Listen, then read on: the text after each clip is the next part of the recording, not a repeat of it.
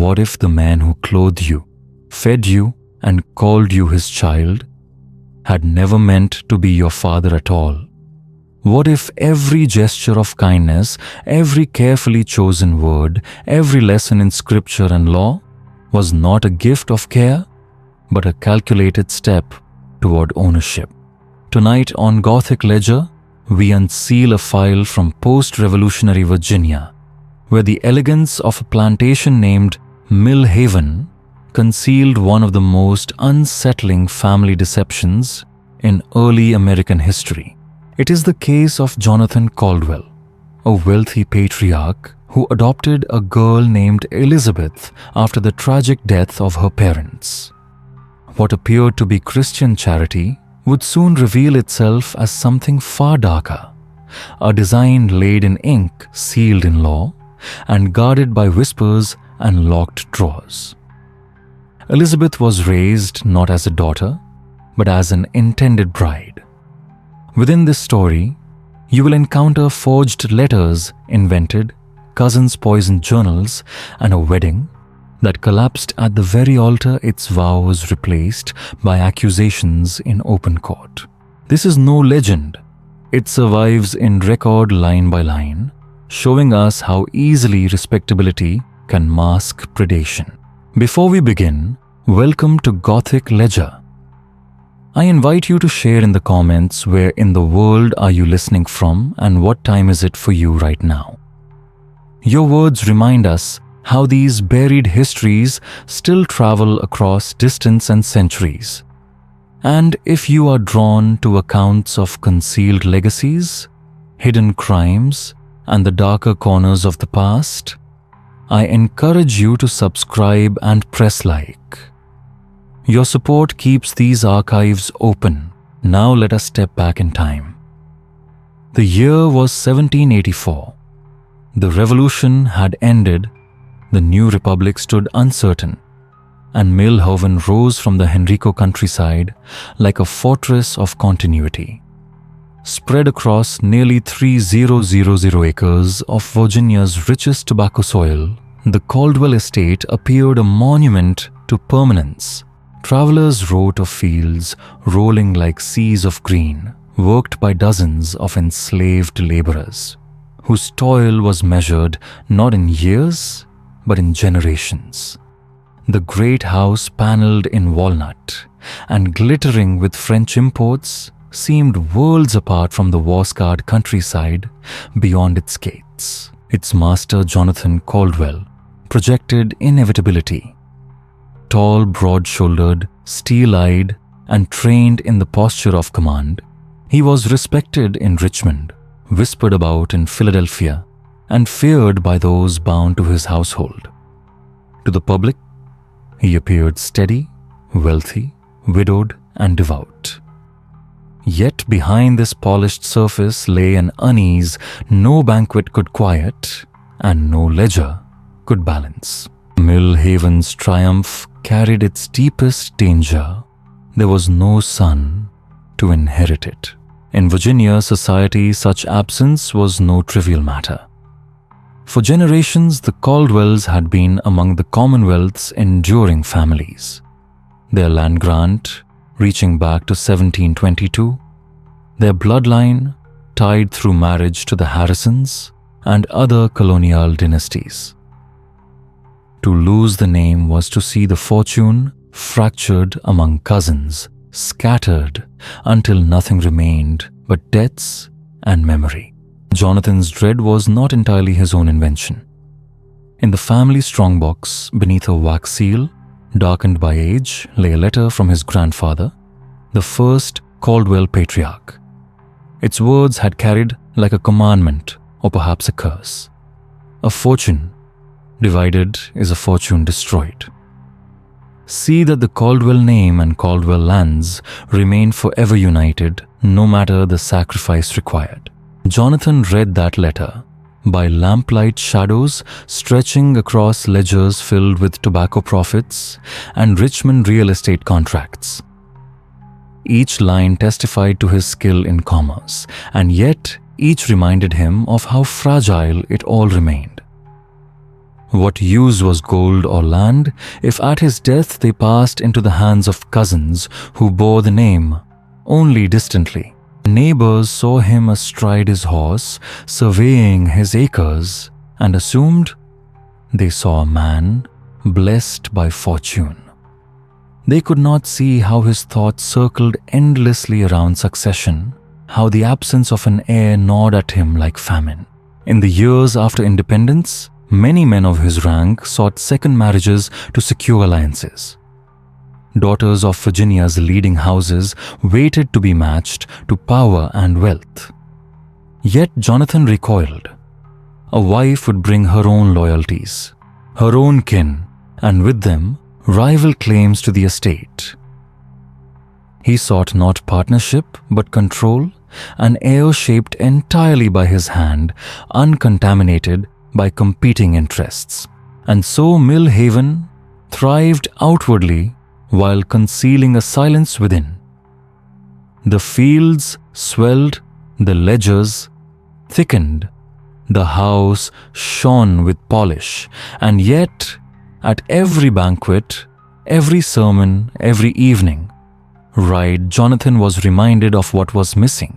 Beneath prosperity lay the cold weight of legacy, the suffocating realization that wealth meant nothing without continuity. It was within this tension between abundance and absence, inheritance and extinction, that the story of Millhaven unfolded.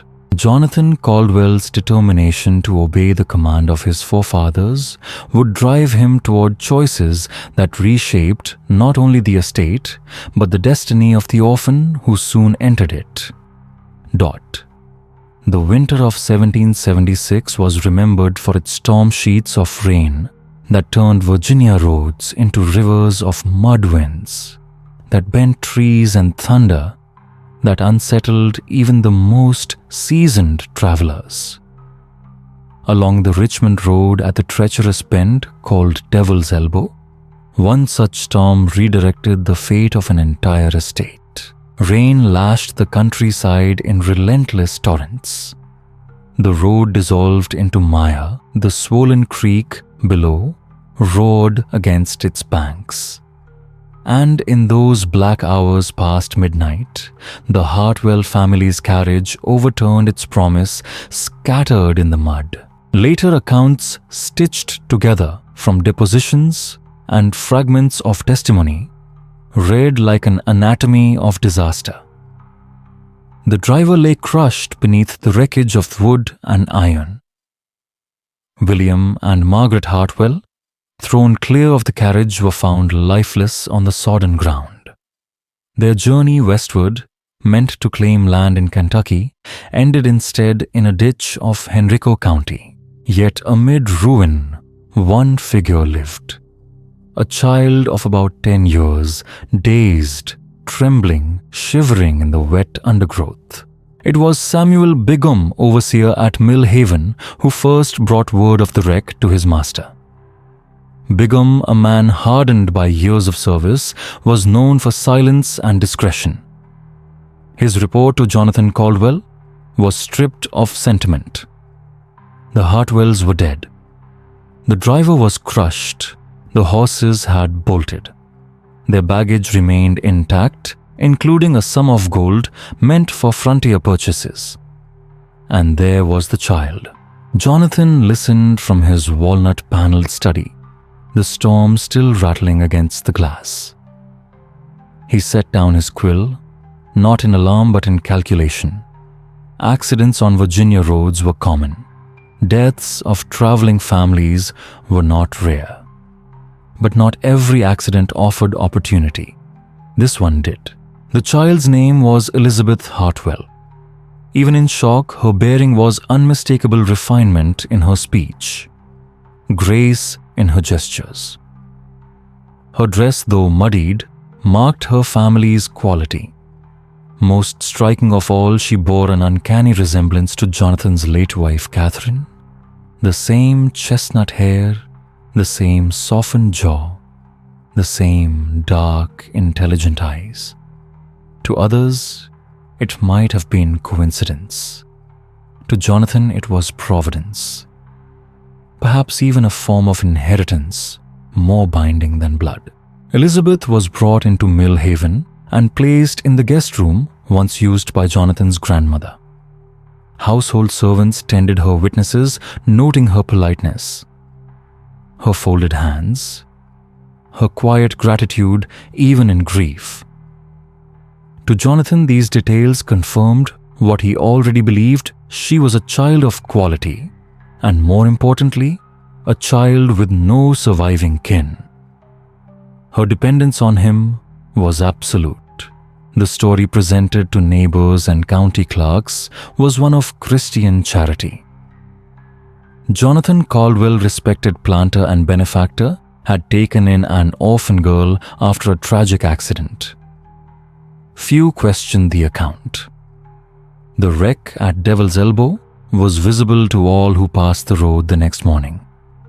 But beneath this surface of generosity, another truth had begun. A private claim formed the instant Jonathan saw in Elizabeth not an orphan, but an answer. The county records listed the Hartwell tragedy as one more misfortune of Virginia's unforgiving roads, but its echoes would reach far. For Jonathan, Elizabeth's survival was not tragedy. It was opportunity. And what the county clerk recorded as mischance, he remembered as providence. The official adoption record of Elizabeth Hartwell remains preserved in Henrico County's books, dated the winter after her parents' deaths. The entry is brief, less than half a page. To a casual reader, it is the image of charity.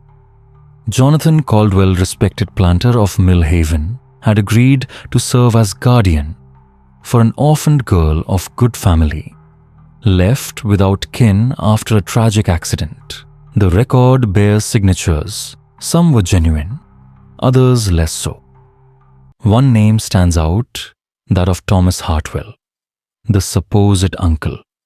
According to the file, Thomas had succumbed to fever in Kentucky only weeks before the accident, his death confirming Elizabeth's lack of kin. The letter announcing his death was flawless. A wax seal, a careful hand, the solemn phrasing of mourning. Yet later inquiry revealed the truth. No such man had been buried in Kentucky. No such letter had ever left Mill Haven. At the time, however, no one questioned it. The revolution had left paper trails, scattered families displaced, and clerks overworked. In a single afternoon, the guardianship was confirmed, the girl's name inscribed beneath Jonathan's as ward, and the file tucked into a drawer, already thick with unverified claims. Thus, by ink and seal, Elizabeth Hartwell ceased to exist. The law now recognized only Elizabeth Caldwell, legal daughter of Jonathan, subject to his authority in every respect. The transition was bloodless, signed in ink, and clothed in the appearance of benevolence. Neighbors spoke warmly of Jonathan Caldwell's generosity, admiring how he extended his fortune and his influence to shield a child suddenly left alone in the world.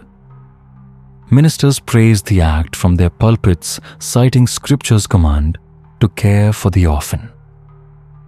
In parlors and at dinners, his reputation only swelled. Here was a man of wealth who remembered his Christian duty. What few suspected, and none could prove, was that this supposed act of mercy was also an act of consolidation. The adoption papers ensured Elizabeth could inherit Mill Haven in the absence of other heirs. By binding her name to his, Jonathan made her not only dependent, but indispensable. She became at once daughter, instrument, and possession, transformed by a handful of forged lines into a piece of his estate. With the benefit of time, the surviving documents reveal the cold mechanics of this arrangement. The handwriting of Thomas Hartwell, the supposed uncle bears a suspicious likeness to Jonathan's own script. The notary stamp, though official, was pressed faintly as if applied in haste. The witnesses listed included men who owed Jonathan debts, their signatures secured not by loyalty but by obligation. Each mark of ink carried the weight not of protection but of captivity. Here lay the paradox of law in the new republic. Created to safeguard property and inheritance, it could just as easily be twisted to mask theft robberies committed not by the sword but by the quill. Where violence left blood, the pen left only the appearance of legitimacy. From that winter onward, Elizabeth lived not as an orphan under temporary care, but as the adopted daughter of Millhaven's master. Society called it mercy. Jonathan called it destiny. And the very ink that promised her protection became the chains that bound her future. The surviving records of Elizabeth Caldwell's youth letters, household accounts, and the recollections of tutors show a girl educated with unusual care. At Millhaven, no expense was spared. French was taught by a hired instructor from Richmond Latin, by a visiting parish minister, mathematics and literature by Miss Adelaide Fenwick, a spinster of respectable family whose own fortunes had dwindled after the war. To outsiders, this education displayed Jonathan's generosity. He appeared to be preparing his adopted daughter to marry well to carry the Caldwell name into the next generation. But beneath the surface of learning ran a second unspoken curriculum. Elizabeth was never given playmates of her own age, nor allowed excursions beyond the estate, except under Jonathan's supervision. Her companions were tutors, servants, and the walls of Millhaven itself. The long corridors, the fields she could see, but not touch the libraries, filled only with books her guardian permitted. Social calls were raw correspondence with families beyond Henrico quietly discouraged. What seemed like refinement was in truth isolation, the construction of a world in which no voice carried weight but Jonathan's. Miss Fenwick's notes describe Elizabeth as intelligent, curious, and remarkably disciplined. Yet even she observed unease, the child's lack of frivolity, her solemn deference to Jonathan, her seriousness unnatural for her years. When neighbors wondered about Elizabeth's limited contact with others, Jonathan spoke smoothly of the estate's remoteness and the dangers of unsettled times. But in truth, each restriction cut her more deeply from any thread of life before Millhaven. Her instruction extended beyond languages and scripture. Jonathan personally oversaw her training in household management, the keeping of ledgers, the ordering of provisions, the discipline of servants. She was shown the delicate balance of accounts, the letters exchanged with Norfolk merchants, the punishments meted on the fields. These lessons were framed as preparation for her future as mistress of Millhaven. But they were rehearsals in obedience. She was not being taught independence. She was being molded into Jonathan's image of legacy. The most insidious teachings came not from tutors, but from Jonathan himself. At evening meals or in the lamplight of his study, he recited tales of Old Testament patriarchs, men who faced with famine or war, had taken multiple wives, made unorthodox unions, or bound their households with arrangements beyond custom. He spoke of loyalty as sacred law, of sacrifices required to preserve lineage of bloodlines, maintained at any cost. To Elizabeth, eager for guidance, these stories carried the weight of truth. To Jonathan, they were seeds carefully planted, awaiting a harvest years in the making. And so, Elizabeth grew into a young woman of grace, intelligence, and courtesy. Neighbors admired her when they glimpsed her at Sunday services. Tutors praised her progress. Jonathan himself lauded her as the very embodiment of duty. Yet, the shape of her world was narrow, its boundaries invisible but absolute. She learned languages and scripture but also silence. She absorbed mathematics and refinement but also dependence.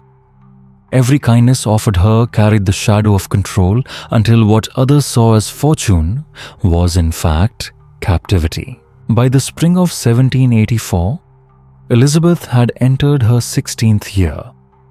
Her education was nearly complete, her bearing polished into the poise of a young woman ready to preside over a household. It was then that Jonathan Caldwell revealed the arrangement that would determine her future. He spoke of a distant cousin also named Jonathan Caldwell, whose estate lay in the western counties. The marriage, he explained, would consolidate the family's holdings and secure Millhaven's prosperity for generations. To neighbors, such an arrangement would have seemed ordinary, even prudent. In planter society, marriages were matters of property, not sentiment. But within the walls of Millhaven, this announcement marked the beginning of something far more disturbing. Dot. The first sign of the match Jonathan intended for her did not arrive in the form of courtship letters or the polite ritual of introductions, but in a portrait. He presented it one morning in his study, where the tall windows threw pale light across the polished gilt of its frame. It was a miniature delicately painted, set in gold. The sitter was posed in the stiff, formal manner that betrayed work from a decade earlier. The attire coat stock and waistcoat was rich in fabric, but already a shade out of date. Elizabeth gazed as she was expected to, yet her attention did not linger on the costume. It fixed upon the face. The resemblance struck her instantly, so close it unsettled her. The same sharp jawline, the same piercing eyes, the same faint severity she had known for years in the man she called father. For a moment it seemed as though Jonathan Caldwell had commissioned a likeness of himself in younger years and with a calm smile offered it to her as another man's image. She asked with the politeness drilled into her about the repetition of the name. Jonathan answered smoothly. Colonial families, he explained, honored forebears by repeating their names. He and this cousin had both been christened for the same ancestor. He added without haste, without emphasis, that this western cousin was wealthy, though lacking refinement and the established connections of Virginia's Tidewater elite. A marriage, then, would serve both land and fortune, united. His cousin's standing raised the Caldwell lineage secured. To Elizabeth, the explanation rang with peculiar weight. The cousin had never visited Millhaven. No letters had crossed the threshold. No reminiscences confirmed his existence. There was only the portrait, eerily familiar, and Jonathan's word. Her unease could not be voiced. She had been trained into silent obedience, acceptance of her guardian's design. Yet her eye caught small irregularities. The mouth, though carefully rendered, seemed almost rehearsed. The fixed gaze mirrored Jonathan's own look across the table or pew. Even the dark hair threaded faintly with silver seemed less a likeness of another than a reflection of the man standing before her. The household repeated the cousin's name without question.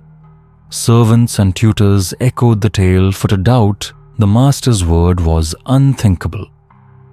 But beneath that polished surface, the fiction rested on brittle supports, a miniature, a few vague references, a name that bound rather than distinguished. What should have promised Elizabeth a secure future instead deepened the strangeness of her present. Thus, the phantom cousin entered her life not a suitor of substance, but a groom without presence ushered in by a painted image that bore Jonathan's own face. The suspicion unspoken took root within her, a seed of doubt that would soon flower into terror. Elizabeth's captivity was not written only in the silent halls of Millhaven. It lay equally in the legal records of Richmond, inked line by line, in offices where parchment outweighed conscience. In one such office, the polished chambers of Cornelius Vance, attorney at law, Jonathan Caldwell secured his final instruments of control. Vance was a familiar figure to Virginia's planter class. His practice specialized in the intricate machinery of inheritance, will settlements, property contracts that preserved estates across generations. He was discreet, well rewarded, and asked few questions of men whose reputations carried their own authority. His rooms above a shop on Main Street smelled of wax ink and mahogany, a world of order and concealment. Here Jonathan's plan was given permanence. The adoption papers filed publicly in Henrico County were but the beginning. Those documents secured Jonathan's paternal rights, transforming Elizabeth from ward into daughter. To the casual eye, they seemed charitable, the widowed planter safeguarding an orphan of quality, ensuring her future. Clerks noted them as acts in good faith. But beside those papers in a separate file kept only under Vance's key lay another contract. Its phrasing was vague, its terms indefinite. It spoke of a marriage to be arranged at some later date, binding Jonathan Caldwell of Millhaven to a woman of suitable rank and education. No bride was named, no date inscribed. To a lawyer's eye, it looked harmless, a placeholder agreement of the sort often drafted to secure potential alliances. In Jonathan's hands, it was something else, a weapon sharpened long in advance. The adoption made Elizabeth his daughter before the law. The hidden contract preserved the means to collapse that role into that of wife. One set of documents lay open in county records, the other concealed waiting until Elizabeth came of age. The duality was deliberate. A public face of protection, a private snare of possession. Years later, when Elizabeth was summoned to Vance's office to sign papers, she was told they were mere formalities, acknowledgements required of an heir to secure her property and name. She was given no chance to read the clauses, no explanation beyond assurances that her guardian had arranged everything for her safety. To object would have seemed ungrateful, even foolish. To obey was expected. Even now, the contracts reveal the unmistakable hand of Cornelius Vance. Dense clauses phrased in technical ambiguity, provisions that bound rather than freed. Ambiguity was weaponized. The omission of names and dates was not oversight, but design. One page preserved Elizabeth's rights as adopted heir. Another, hidden in Vance's desk, mortgaged her future consent to a marriage never of her choosing. Together, they formed the cage Jonathan meant to close around her. The law that should have been shield became his instrument. With ink and seal beneath the careful hand of a lawyer, Elizabeth's life narrowed into a path she could not alter. What appeared in county records as protection was in truth a mask for something darker, a contract that bound her as tightly as the walls of Millhaven itself. And the discovery did not come through confession or careless slip, but in the stillness of a sleepless night. Elizabeth, restless in her chamber, slipped into the corridor after midnight in search of a book. The house was hushed, save for the steady tick of the clock and the groan of timbers shifting against the wind. She thought her guardian long at rest. Yet under the door of his study glowed the faint, unwavering light of candles. The scene Elizabeth witnessed that night has been reconstructed from later testimony, described in precise, almost clinical terms. Not because it needed embellishment, but because reality itself was chilling enough. Jonathan Caldwell sat at his desk. The surface cleared of ledgers replaced only by two objects, a miniature portrait and a mirror.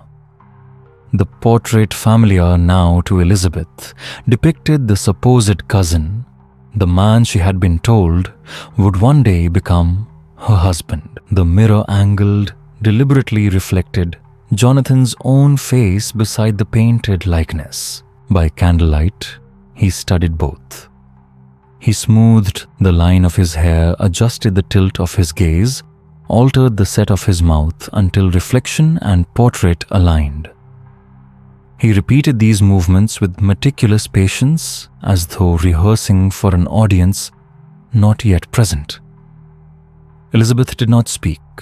She remained in the doorway, hidden in the deep shadows of the hall. The performance itself spoke volumes. The resemblance she had long suspected was confirmed. There was no cousin of the Western counties. The cousin was Jonathan. Every detail she observed settled into memory with the clarity of evidence. The portrait's slightly outdated attire was not distance, but a painting, repurposed from years earlier. The features were not merely similar, they were identical, shaped further by Jonathan's careful mimicry in the mirror. Each subtle turn of the head, narrowing of the eyes, faint lift of the brow, was less disguise than revelation. At times he smiled, faintly satisfied by the likeness. At others he scowled, correcting the painter's softened lines. To him the illusion was complete. Guardian and cousin were interchangeable, their identities collapsible into one.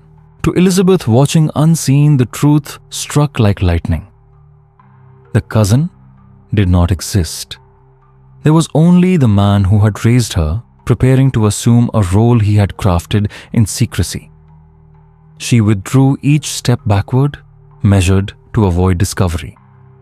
The corridor felt suffocating, the silence oppressive. No words passed her lips. No protest rose in her throat. She carried with her only the image of Jonathan, comparing his living reflection with the painted likeness, proof that her life was not unfolding by chance, but by design.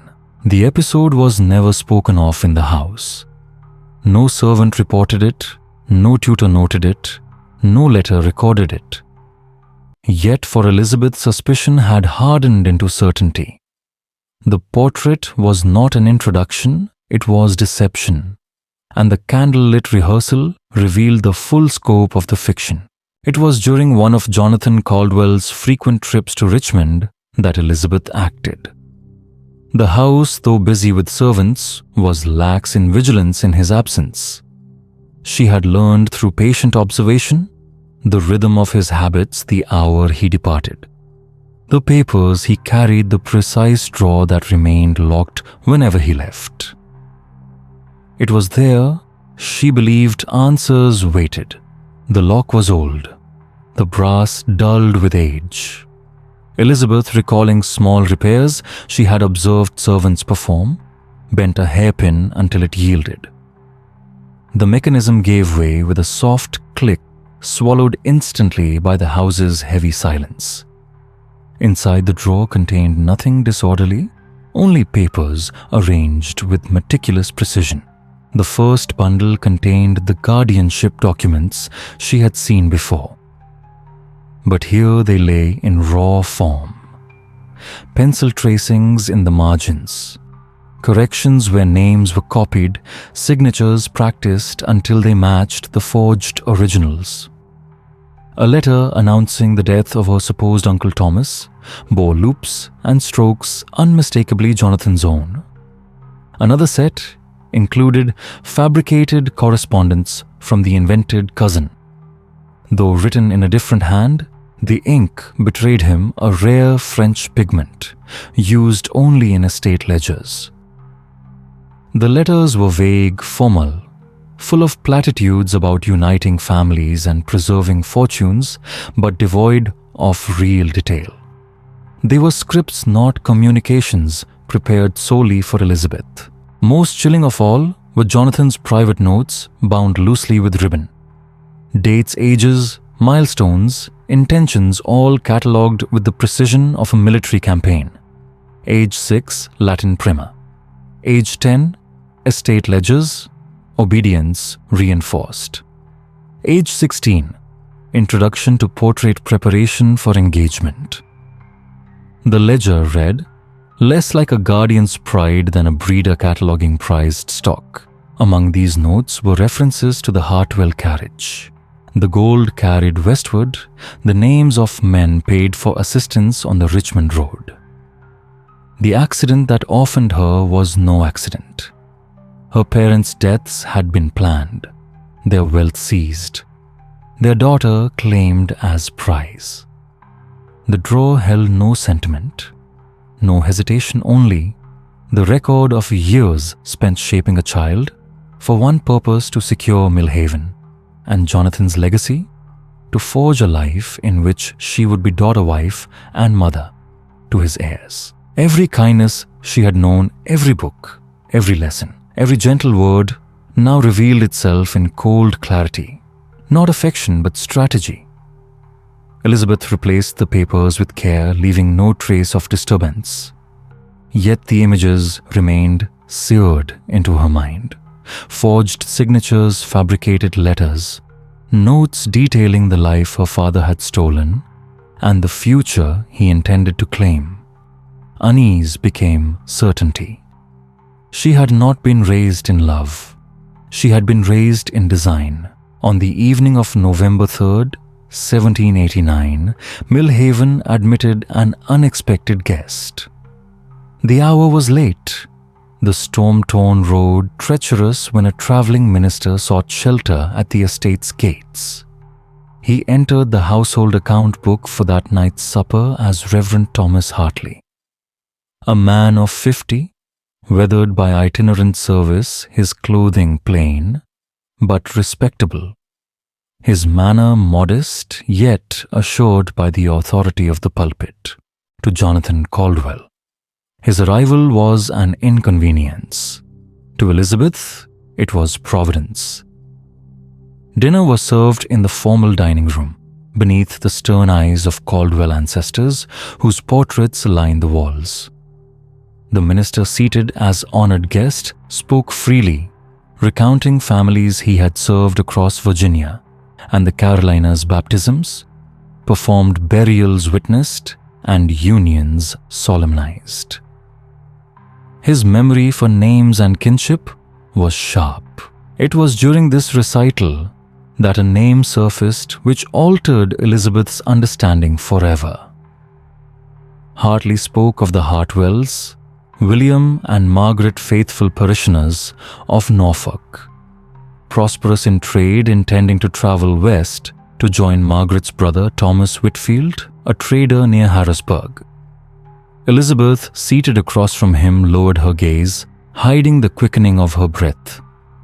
For years, she had been told another story. Her only relative, an uncle named Thomas Hartwell, had died of fever in Kentucky. Just before her parents' accident, the Reverend's words struck at the very foundation of Jonathan's guardianship.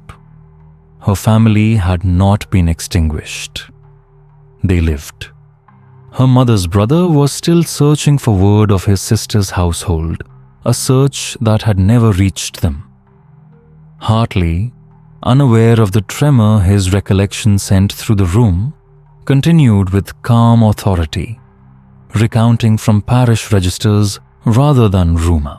He remembered Thomas Whitfield's letters to Virginia, contacts the hopes and anxieties of man, convinced that misfortune had merely delayed the Hartwells' journey. No word ever arrived. Jonathan, returning from the sideboard with wine, steered the conversation elsewhere. His voice smooth, his posture polite, but those seated nearest noted a stiffness, a controlled stillness. He had heard as Elizabeth had, and he recognized the risk that confirmation carried. The evening concluded without further mention of the Hartwells. Prayers were offered, the minister shown to his chamber. Yet, the contradiction lingered, like stone caught in a stream. Jonathan's carefully constructed fiction sealed with affidavits and forged letters was undone by nothing more than the living memory of a traveling minister. That night, Elizabeth withdrew with her heart unsettled, but her mind sharpened. The name she had been told was dead was alive. The uncle erased from her story still breathed, still searched, still waited. In the cold arithmetic of documents and legalese, Jonathan's deception had been exposed. One witness, carrying nothing but the truth preserved in a parish ledger, had dismantled years of pretense. The confrontation between Elizabeth and Jonathan did not erupt in rage or violence. It unfolded in measured silence in the paneled confines of his study, the same room where contracts had been drafted, ledgers, balanced plans set in ink. The household slept.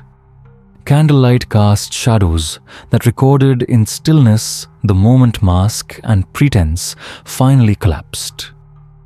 Elizabeth entered armed with knowledge, the forged documents, the fabricated cousin, the minister's revelation. What she sought was confirmation, not reassurance. Jonathan responded with the composure that had guided his life. He did not deny. He explained. The carriage accident on the Richmond road had been no accident. Her parents, carrying gold for Western land purchases, had been intercepted by men loyal to him, overseen by Samuel Bigham. Their deaths were collateral, the recovery of wealth, the primary objective. Elizabeth's survival, he admitted, had been unplanned but providential. In her likeness to his late wife Catherine, he had perceived opportunity surpassing mere gold. From her arrival at Millhaven, her future had been charted. The adoption had been strategy executed through forged affidavits and complicit clerks. By law, she became his daughter. By contract, she would one day become his wife. Every lesson, every refinement had been preparation for a life designed entirely to serve his ends. The cousin had been invented as a mask, the portrait rehearsed against his reflection to smooth the transition. When the day came, she would marry him under the guise of another.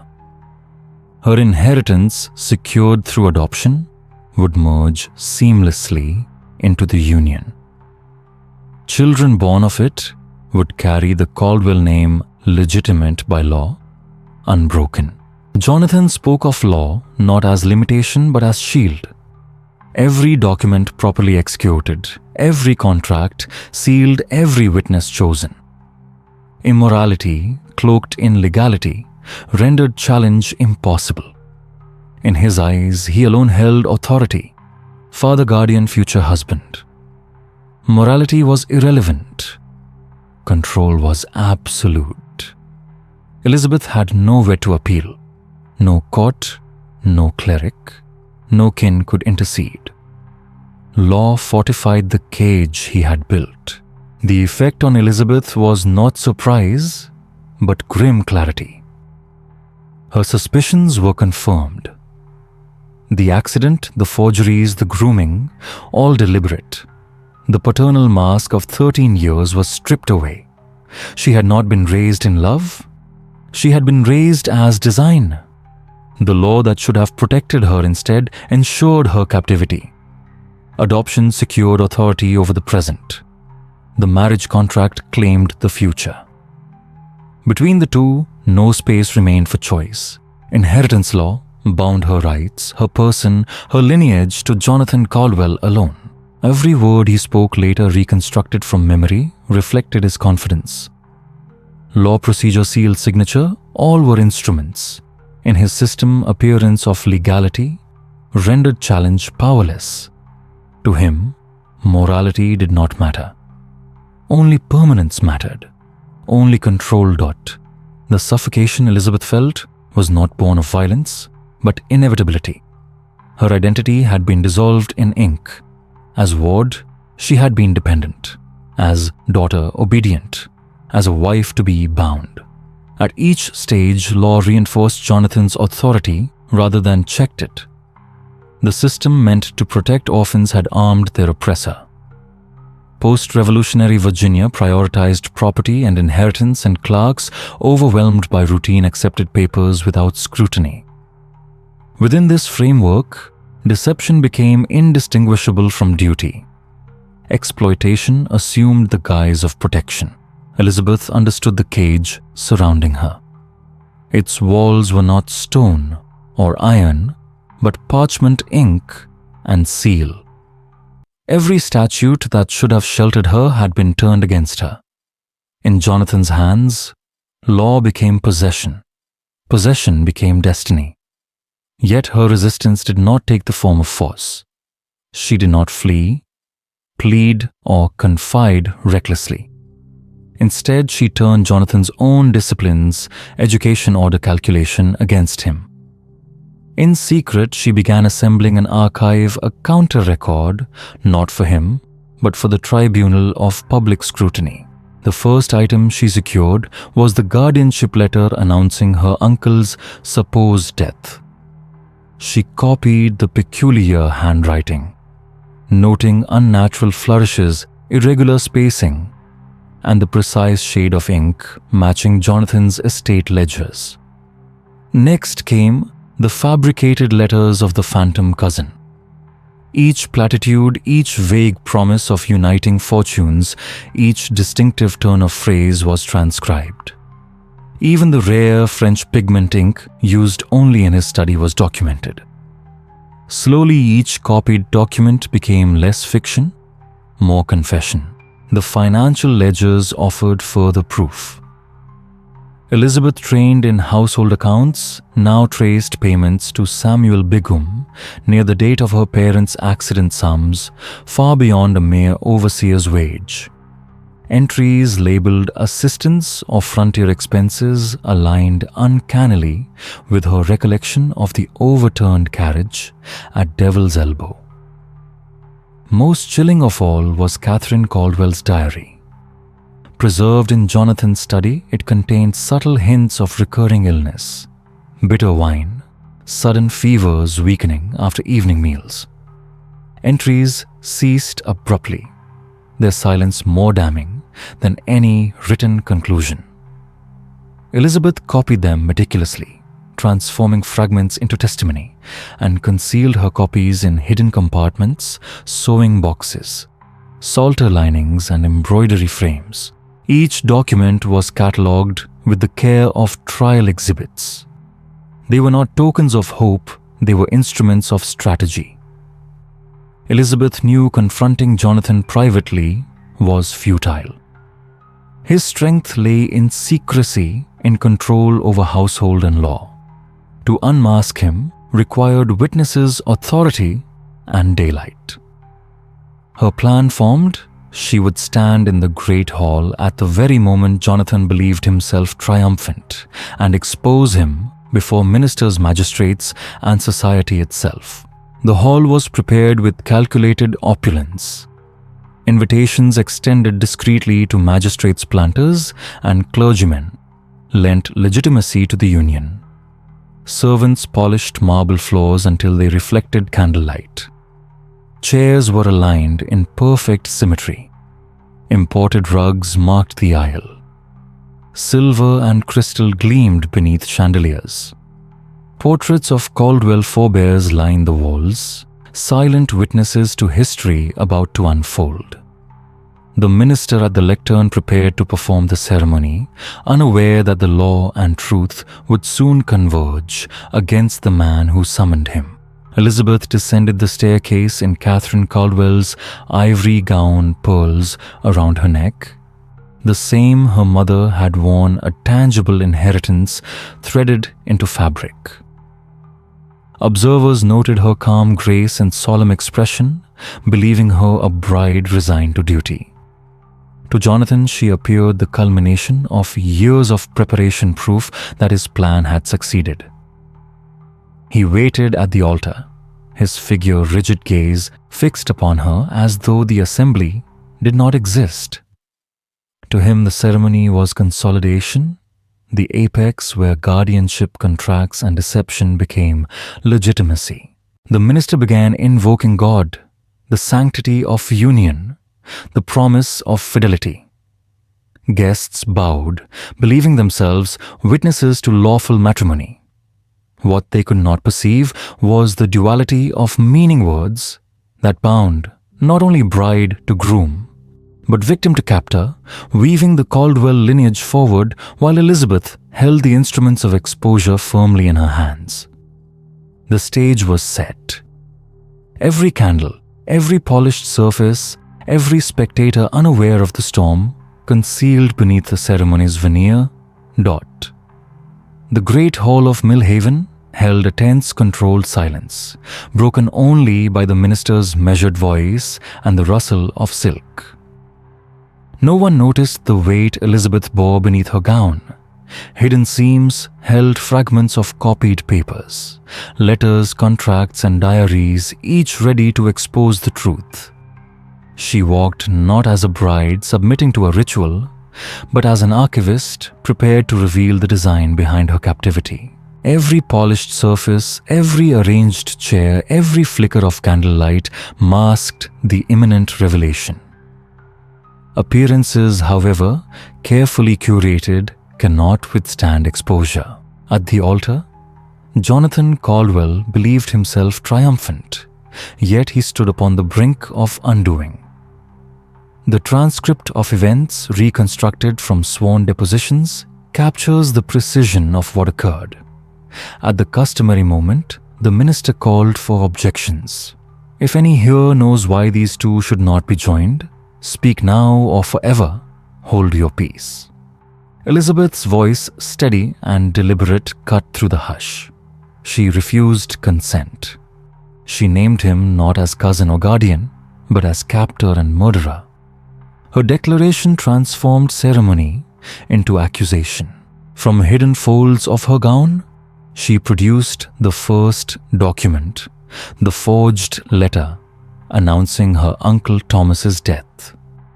She presented it to the minister and magistrates, pointing to the distinctive loop of the T, identical to Jonathan's own hand. Next, the letters of the phantom cousin, imported French ink, recycled phrasing vague and evasive, were displayed. Every platitude once designed to deceive now revealed its emptiness. Financial ledgers followed. Elizabeth highlighted dispersed payments to Samuel Bigham during the week of her parents' accident entries, disguised as assistance rendered, now exposed as evidence of conspiracy. Finally, Catherine Caldwell's diary. Bitter wine, sudden fevers, unexplained weakness. Read aloud, each passage confirmed poisoning and malice. The abrupt cessation of the diary's entries spoke a verdict clearer than words. Jonathan remained motionless, expression hard as stone. Yet when Elizabeth declared she was not his daughter, but his prisoner, the hall itself seemed to shift. Guests rose, the minister halted, and magistrates transitioned from witnesses of union to witnesses of crime. The arrest was immediate. Jonathan Caldwell seized Samuel Bigham, summoned Cornelius Vance, removed and later disbarred. The ceremonial hall became courtroom. Documents once hidden now formed the foundation of justice. The trial of Jonathan Caldwell in spring 1790 lasted barely 2 weeks. Elizabeth's evidence letters, contracts, ledger entries, diary passages collapsed his defense. Witnesses confirmed his preparation secrecy and uncanny resemblance to the so-called cousin. Reverend Hartley corroborated the survival of her uncle, dismantling the very premise of Jonathan's guardianship. The court's record was unequivocal murder conspiracy and fraud cloaked in legality and respectability. Jonathan was sentenced to death by hanging. Samuel Bigham executed alongside him. Cornelius Vance's reputation was ruined beyond repair. Elizabeth, sole heir of Mill Haven, inherited lands, but not its legacy of captivity. She declined all subsequent marriage proposals, dedicating herself to reform. Wealth intended to perpetuate Jonathan's name funded schools for orphaned children, institutions that prioritized justice over charity. Parish records from Henriot list her founding 3 such schools between 1795 and 1808. Yet, Mill Haven itself did not thrive. Elizabeth rarely crossed its threshold. The great house fell into disrepair, leaking roofs, withered gardens, shuttered windows. Locals whispered of a curse of Catherine's pearls, sealed away portraits removed, and the locked study a house haunted, not by superstition but by memory. Children claimed the windows seemed to watch them. Elizabeth lived to an advanced age, remembered for her parish work, never writing memoirs or speaking Jonathan's name again. Her silence was not erasure but a choice to let law and record preserve the truth. The Caldwell name, once synonymous with permanence, vanished. Mill Haven crumbled, but the evidence endured: forged letters, diaries, contracts. Proof that malice, however cloaked in respectability and law, could not withstand truth. In the end, it was not fortune, not power that lasted, but archival truth. Jonathan Caldwell's mask of authority fell away, leaving only the stark reminder: deception, however artfully crafted, is no match for record's memory and the deliberate courage of those who bear witness.